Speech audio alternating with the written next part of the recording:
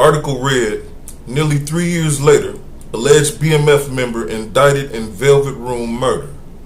June 6, 2007, Maurice posted an article on the original Atlanta website, wherein she writes about Fleming Daniels, who is believed to be a high-ranking top member of the BMF crew, was indicted in a July 2004 murder that took place in the parking lot behind Midtown's now defunct Velvet Room. Police were told there were two groups of people arguing in this parking lot. In one group, the victim, 23-year-old Rashannibal Drummond, and his cousin. Police say his cousin was beaten and stomped, hospitalized. Drummond was shot and died at the scene.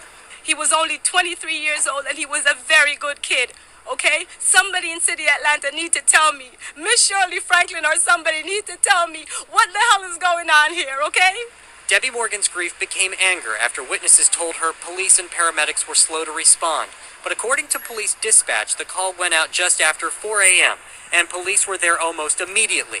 Soon after, they sat down with Debbie Morgan, explaining what they knew and who they were looking for. Witnesses said that they saw possibly a sports car of some type leaving the scene. After interviewing several witnesses, police haven't said if this is something they believe started inside the club. If it did, they may have some help from some security cameras.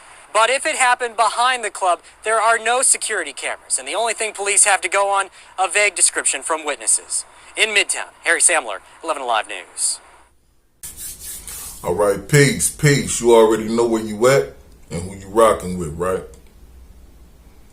Right, so let's get to that thing. Yo, I've been reading this book. Shout out to Maurice. It's been pointing me in a bunch of different directions, you know what I'm saying?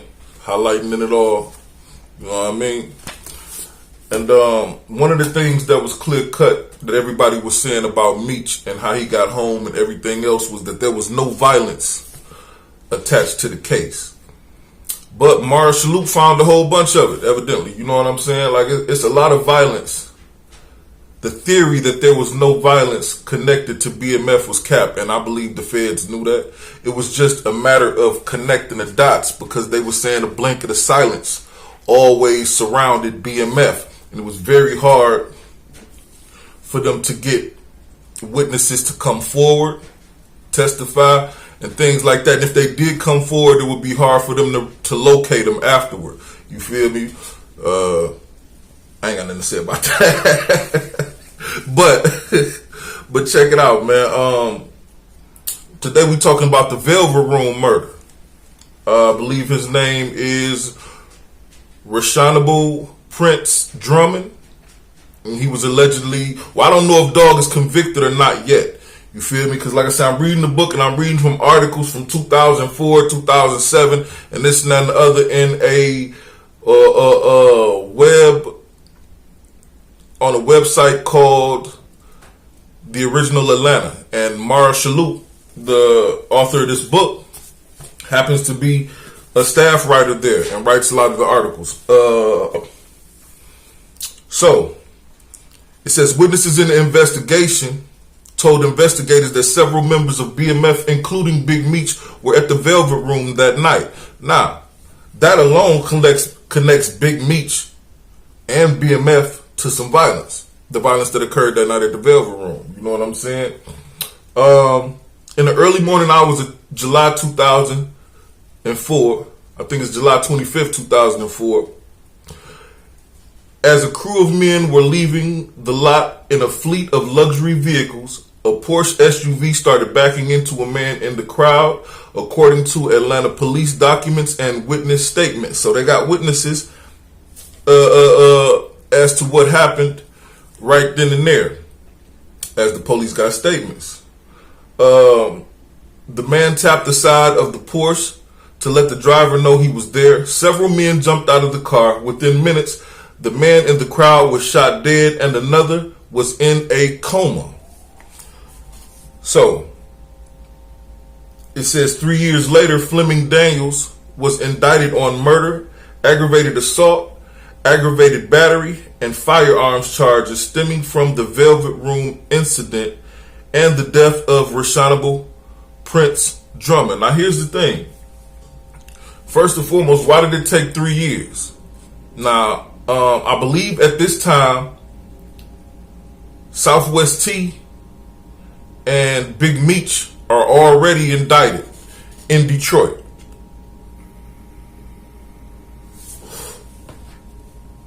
The Daniels kid is not a part of the Detroit indictment, but he's a high-ranking member of BMF.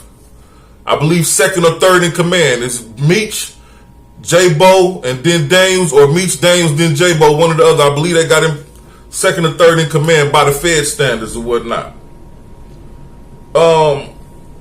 Yeah, it says Daniels was not in charge. Daniels wasn't charged in Detroit, where Meech and Southwest T Flannery allegedly birthed their $270 million cocaine organization before setting up shop in Atlanta and LA respectively. But Daniels' ties to the crew are well established. Here's the thing. I thought the feds cross-referenced cases, or could cross-reference cases. Now, I'm glad that no violence was attached, because, you know, Meech got lucky with that, because he could have been doing a elbow. You know what I'm saying? An elbow could have came out of that. You dig? But I'm surmising that because the violence happened in Atlanta and the indictments came out of Detroit, even though Daniels was established as a high-ranking BMF member, they couldn't attach that violence to the case. I don't know. Some of you federal dudes, let me know how that worked, man, because that just seems odd to me. Like I said, it's a few different instances that I'm gonna be going over, like the Graham case. You know what I'm saying? Graham, the mayor's ex-son-in-law or whatnot. I'm gonna be going there next, because that's more violence associated with BMF.